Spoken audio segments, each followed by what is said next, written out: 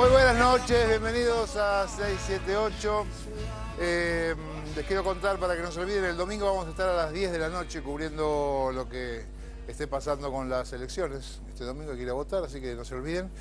Bueno, ¿qué tal? ¿Cómo están? Muy bien, muy bien. Muy bien. Me pasó una cosa muy rara. Tengo acá, después de ver la apertura informe que tenemos, que va a ser la única apertura de hoy, el programa es corto, pero el otro día, ¿lo muestro en esta cámara? El otro día cuando fui a acompañar a Víctor Hugo junto con otro par de miles o 2 o 3 miles de personas, se me acercó, esto es un ticket trueque, vale 5 créditos, y el rosarino, así se presentó el hombre, me decía: yo con esto comía cuando podía, comía con esto, con el ticket del trueque. Y veíamos ahora recién nuestra historia, 30 años, Víctor Hugo Morales, y esto era la Argentina, ¿no? Había hasta sesiones de psicoanálisis con esos papelitos. Sí, claro, pagabas psicoanálisis, pagabas todo, no había más plata. Bueno, ¿qué les parece? Ahora si quieren, no se deprimió. No, la verdad que no se hizo una asociación extraña con el eje que plantea el informe, ¿no?, de democracia versus corporaciones y cómo han jugado las corporaciones. Y viendo los hechos así emblemáticos, si se quiere, de algunos, del gobierno de Raúl Alfonsín y de lo que él planteaba con respecto al diario Clarín en su momento, en esa puja que quedó tan explícita en la rural, y cómo le advirtieron y cómo Moró contaba que les pidió ayuda, ¿no? Sí. A ese nivel era el poder manifiesto. Que me acordaba de una noticia que a mí Perdón, no sé si les pidió ayuda o les pidió no lo sigan acosando. No lo acosen más. Basura, es claro. una forma de pedir, bueno, basta, por favor, no me derroquen. Claro. Pero me acordaba de un hecho que a mí me había impactado cuando estaba estudiando periodismo, una tapa de Clarín de ese momento, del gobierno de Alfonsín, donde la situación política y económica estaba ya desmadrada, y habían empezado la onda de secuestros extorsivos, y habían secuestrado a Pescarmona, que fue un hecho de convulsión política terrible, ¿no? Retorno a la democracia, estas bandas de secuestradores que después asesinaron a Osvaldo Sivak, bueno, todo esto. Y la tapa de Clarín había sido: Pescarmona apareció muerto en Brasil. Título catástrofe de Clarín. Pescarmona apareció vivo ese día en Ituzaingó. Yo, como estudiante de periodismo, no podía entender, y al día de hoy le he preguntado en su momento a quien dirigía el diario Clarín en aquella época, cómo habían publicado eso. Y la respuesta fue: bueno, teníamos una muy buena fuente y creíamos que era verdad. Ahora, el impacto político de esa información en ese momento, que digamos duró poco porque apareció vivo, por suerte, este hombre que había sido secuestrado, digamos, muestra hasta dónde pueden jugar y hasta dónde esta metodología de impactar, independientemente de las consecuencias que se puedan provocar institucionalmente con eso, juegan cuando una corporación ejerce el poder de la forma que lo ejerce. Y me parece que lo que está pasando en estos últimos años en la Argentina, y que por primera vez ese poder corporativo tiene una instancia política en la cual, por un lado, lo obliga a hacerse visible, y por otro lado, me parece que también está tan cabalmente demostrado cómo juega institucionalmente y cómo ponen en riesgo realmente la democracia con la forma en la que defienden sus propios intereses, que ese creo que es un aprendizaje que a pesar de que a veces nos podamos sentir desanimados, hay muchos elementos para sentirse complacidos. Y creo también que esa manifestación de apoyo a Víctor Hugo Morales en otro momento hubiese sido, no sé, imposible. Que tantos periodistas salieran a respaldar a un periodista a quien denuncia el dueño del principal holding económico mediático de la Argentina, la verdad que no es nada para hay que valorarlo y mucho, me parece. Sí, pero ¿qué periodistas salieron a bancar a Víctor Hugo? Muchos. No, obvio, no vas a pretender. ¿Qué vas a pretender? Tampoco. El tema también... Igual está bien. Está bien.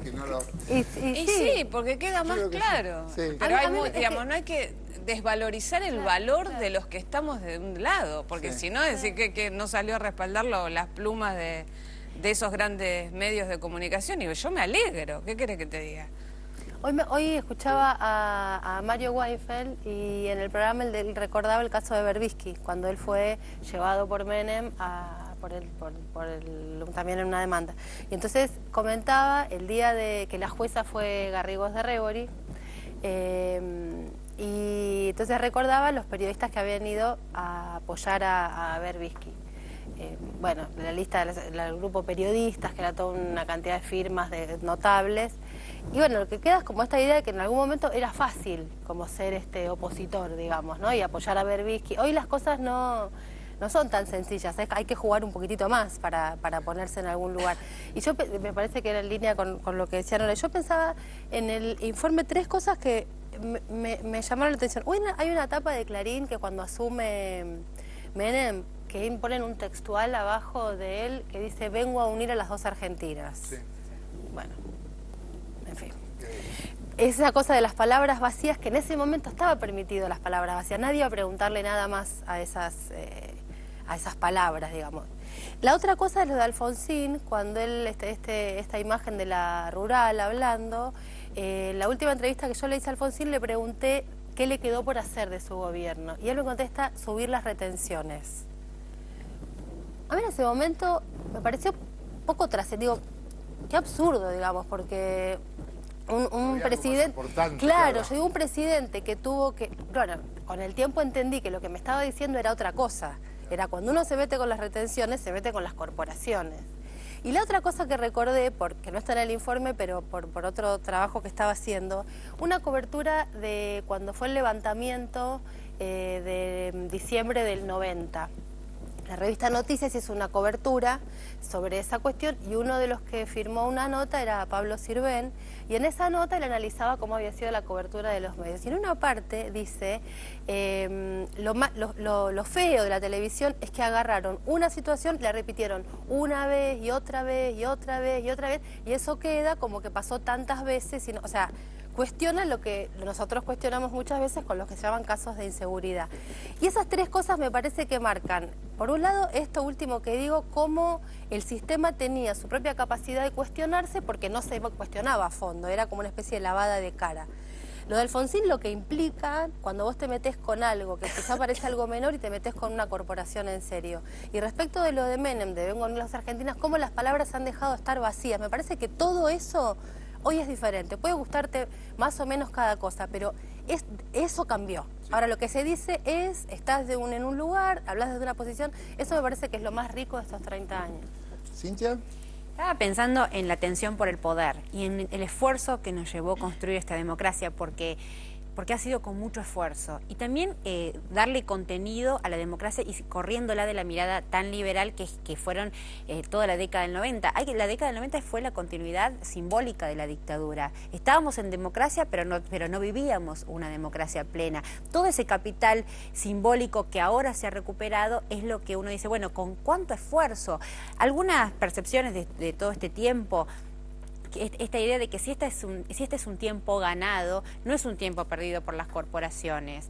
Y me parece que ahí está el eje de los que ejercemos o intentamos ejercer un periodismo popular para transmitir a los amigos y amigas que nos ven y que nos escuchan, ¿no? Visibilizar dónde está el poder, ese poder que circula. Todavía la sartén por el mango la tiene Mañeto. Barcesat contaba que fue la única persona que miró a los ojos a Mañeto en esa mediación en la que no hubo enfrentamiento, la actitud del poderoso encerrado, mandando a sus adláteres, a sus abogados, sin ni siquiera aceptar el desafío personal que él mismo había convocado, en una instancia muy poderosa. Me parece eso, ¿no? Que este tiempo revela que la tensión de poder está torciendo la pulseada, que si los periodistas queremos ver dónde está el poder, va a ser la manera de entender este esfuerzo democrático y que no lo tenemos que mirar estos 30 años de democracia en soledad, ¿no? Que estamos también en una región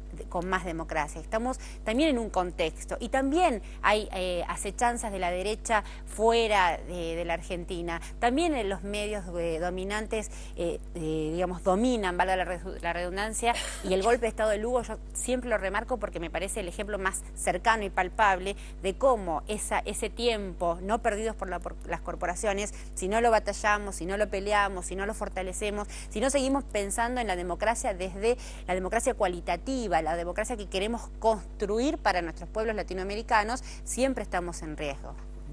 ¿Sandra? Sí, bueno, yo pensaba que el eje este de democracia o corporaciones en realidad es un camino de llegada.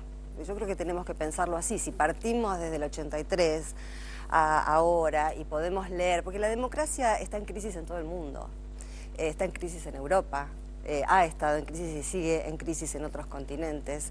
Se buscan nuevas formas, nuevos sentidos de qué significa la democracia. Y viendo todo el repaso del informe, yo pensaba que como pueblo qué ingenuos que éramos, ¿no? Cuántas cosas no sabíamos, cuántas cosas se nos ocultaban del poder, del funcionamiento del poder, del engarzamiento entre el poder político, la defección del poder político ante las corporaciones. También pensaba que es inevitable hacer una lectura generacional de la democracia, ¿no? 30 años es una vida, 30 años es un treintañero.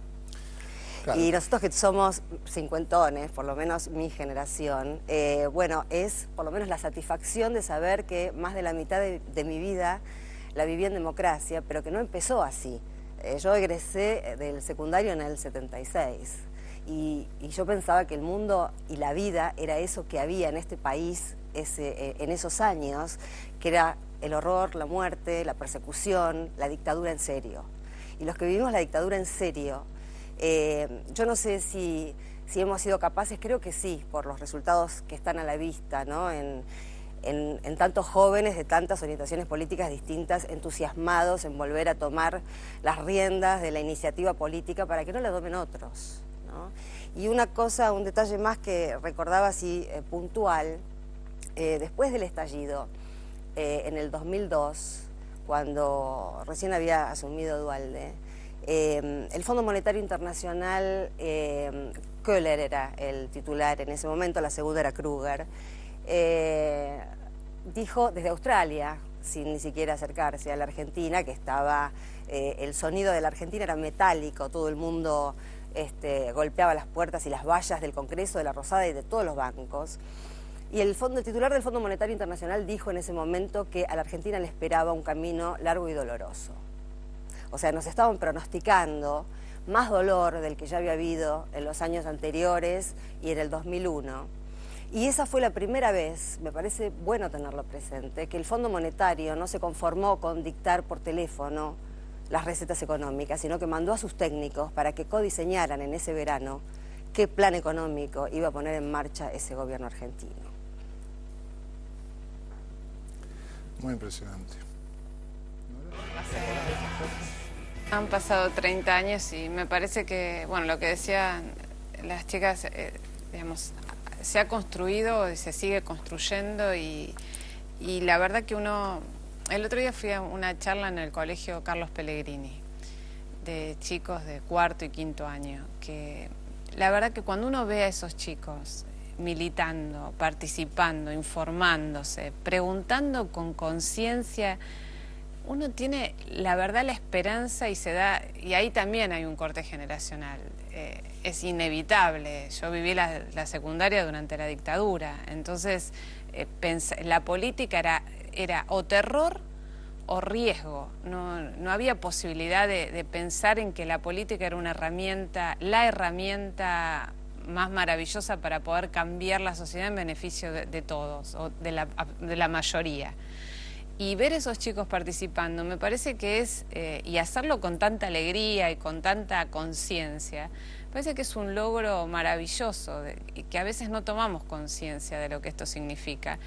Y la verdad que la esperanza yo la centro ahí, la centro en esas nuevas generaciones que por suerte no tienen los vicios de viejas generaciones y que a donde aspiro a que, bueno, se renueve realmente la política en el mejor de los sentidos. Pero esos chicos participan ahora porque tienen una esperanza, tienen algo que los moviliza. En el momento en el que yo era joven, digamos, no tenía esa esperanza, tenía desconfianza y hubo muchas frustraciones en las distintas elecciones que se realizaron, que llevaron a mucha desmovilización y que fue lo que permitió que se avanzara de la forma en que se avanzó, porque realmente con la gente consciente de cuáles son realmente los intereses que están en juego y a quienes benefician determinadas políticas, hay políticas que no podrían haber avanzado de la forma que avanzaron. Ahora, yo quería echar una cosa porque me parece que va en el sentido de lo que dice Nora.